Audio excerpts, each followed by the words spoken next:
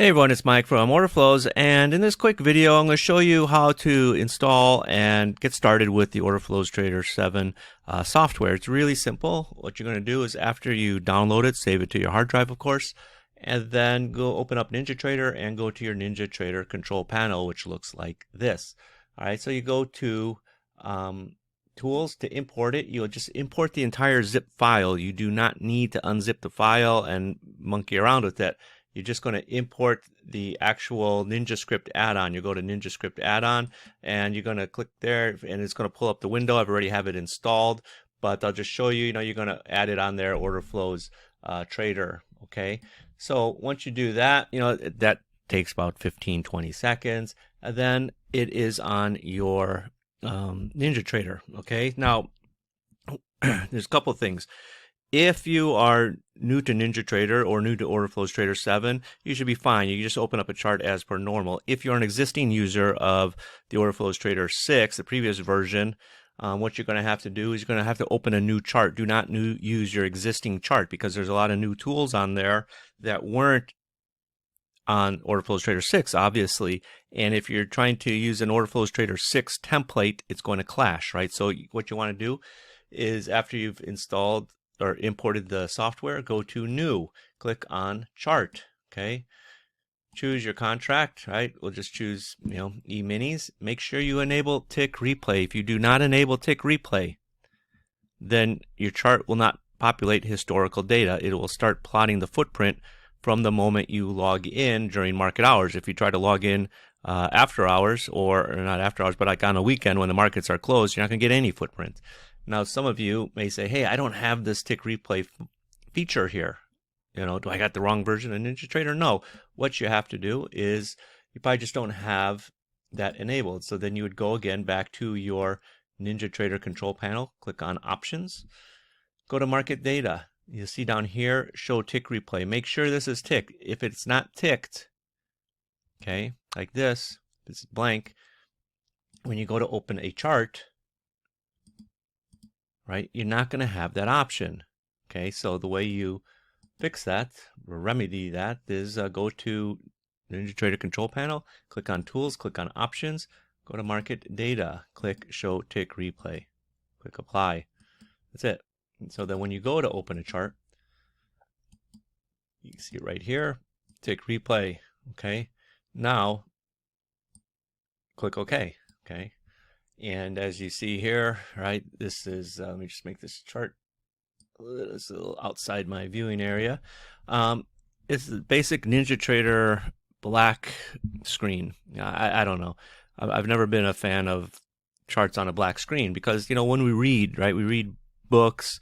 People don't read newspapers anymore, but books aren't printed on black paper. They're white with black text. So I prefer a white background, and to make it a white background is very simple. What you're going to do, right? All you got to do is click on the screen, right? Anywhere, right click, go to Properties, okay? Or you could just hit Control and T on your keyboard, and the same thing pops up, okay? And it's from here you're going to change it to a white background. Now there's a few other changes you got to make. Okay, for me, I like, I don't know if I'm just getting old or what, but I like a little bit bigger text on the side for the price and the time on the bottom. So I make it 16. I like to use this show date range so that in the upper left corner, it'll show the date and the time of the chart period I'm looking at. Then you're going to go here, right? You're going to chart background. You're going to change it from this slate gray to white. Okay. Then crosshair labels, you're going to change from slate gray to black, because that's the labels, right? Inactive price markers, change that to black. Text, you want to change to black, right? This text here, if you have a white background, text is currently white, having a white text, you're not going to see it. Now the axis, which is these lines on the side of the chart, is this gray color. I like to have that black as well. Just keep everything the same style. Crosshairs, right? I like to have that black. That's the crosshairs of the chart. And, for some people, I know some people like to have it a little stronger too. Now, grid lines, right? If you want to have your footprint look a bit spreadsheet-like, you can leave it on there. I just prefer to actually not change it white, but make it just transparent. And, in case, transparent, because, sometimes people don't want to use a white background. They'll use like a slight gray, like Gainsborough or something. And lastly, you don't have to do this one. Panel splitter, I changed that to black. That's just like if I got something else on the bottom, it'll just be a black line between the chart and that. And click apply. Okay. Now there's one other thing, for some people, they want to keep everything consistent. So you see these these candlesticks, right? It's gray, the wicks. And again, this is, being my OC, and trust me, I'm far from OC, but, I like to be able to look at what I'm looking at, if that makes sense. So I changed it from slate gray to black. Okay.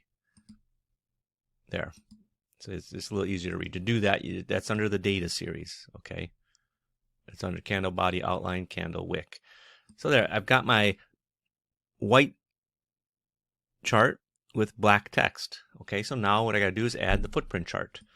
Again, I'm going through this. You see it's pretty quick, right? But, the first time, if you ever have to do this, it might take you, a little bit longer, maybe 30 seconds instead of 15 seconds. So you click on it here, Orderflows Trader, make sure it pops up under here under configured. Okay, then your license token, right, which comes in your welcome email, and you should get a separate email as well with the license token. You copy and paste it here. It's a very long thing. Now, a couple things about the license token. One, you'll only need to enter it the first time. Okay, so after you drop it in there, you click apply. Okay, and you don't need to enter it every time you open up a new chart. It will stay on your PC, and it is actually linked to your unique NinjaTrader machine ID, right? So if you were to go here, right, under about, right, your machine ID, okay, it's linked to that. All right, so if you change your machine ID, that means you get a new PC. Let me know. We got to issue you a new license token. If you have a Windows BIOS upgrade,